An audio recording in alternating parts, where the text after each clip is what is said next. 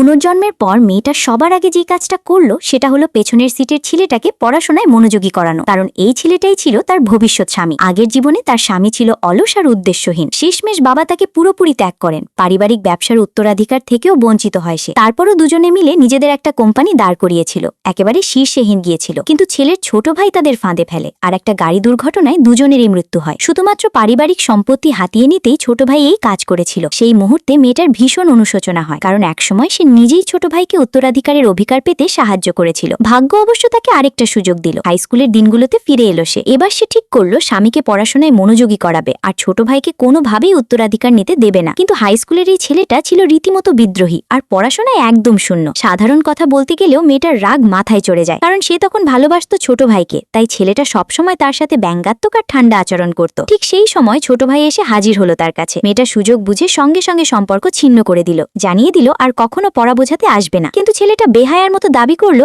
একবার বিপদে বাঁচিয়েছে বলে সে সাহায্য পাওয়ার যোগ্য। তখনই মেয়েটার মনে পড়লো হাই স্কুলের সেই অন্ধকার মুহূর্তের কথা। একবার স্কুলের বাইরে মারধর খাচ্ছিল সে, আর এক সহপাঠী বখাটেদের অন্যদিকে নিয়ে গিয়ে তাকে বাঁচিয়েছিল। আসলে সেই সহপাঠীটাই ছিল তার স্বামী, কিন্তু সে ভুল করে মনে করেছিল কোন ঘুরে বেরিয়ে আসা ছোট ভাইকেই তার উদ্ধারকারী। ছোট ভাই জানতো সে ভুল বুঝেছে, তবু কখনো সংশোধন করেনি, বরং নির্লজ্জের মতো কৃতজ্ঞতাটুকু গলাধকরণ করেছিল। আর মেয়েটা যখন তাকে উত্তরাধিকারের অধিকার পেতে সাহায্য করলো তখন নির্দয়ভাবে তাকে ছেড়ে চলে গেল। এসব ভাবতে ভাবতে মেয়েটা ছোট ভাইকে সরাসরি মুখোশ খুলে দিল, বলল সে আসলে তার স্বামীর বীরত্বের কৃতিত্ব চুরি করেছে। সাফ হুঁশিয়ারি দিল, দূরে থাক নয়তো সব ফাঁস করে দেবে। ক্লাসে ফিরেই মেয়েটা স্বামীর কাছে মাফ চাইল, স্বীকার করলো সেদিন সে ভুল মানুষকে ধন্যবাদ দিয়েছিল। জীবন বাঁচানোর ঋণ শোধ করতে পড়াশোনায় সাহায্য করতে চাইল, কিন্তু ছেলেটা পুরো তাচ্ছিল্যের দৃষ্টিতে তাকিয়ে পাত্তাই দিল না। ছোট ভাই দৃশ্যটা দেখে ভেতরে ভেতরে জ্বলতে লাগলো। স্কুল ছুটির পর সে এক সহপাঠীকে দিয়ে বড় ভাইকে উস্কে দিল, কিন্তু হঠাৎ মেয়েটা সামনে এসে সব থামিয়ে দিল। ছেলেটাকে কড়া গলায় বলল আজ থেকে আর কোনো মারামারি নয়। এরপরই হতভম্ব ছেলেটাকে নিজের বুকে টেনে নিল সে। চারদিকে সবাইকে শুনিয়ে ঘোষণা করলো এখন থেকে এই ছেলেকে সে নিজেই আগলাবে। হুঁশিয়ারি দিল কেউ ঝামেলা করলে সরাসরি প্রিন্সিপালের কাছে নিয়ে যাবে। মেয়েটা প্রিন্সিপালের প্রিয় ছাত্রী, তাই বখাটেরা চুপচাপ সরে পড়ল। কিন্তু ওরা যেতে না যেতেই ছোট ভাই প্রিন্সিপাল আর বাবাকে নিয়ে ঢুটে পড়ল। বড় ভাই আবার মারামারি করেছে বলে বাবার কানে দিয়ে দুজনের মাঝে ফাটল ধরাতে চাইল। মেয়েটা এগিয়ে গিয়ে বলল কোনো মারামারি হয়নি এখানে, ও আমার সাথে পড়তে এসেছিল। সবাই থ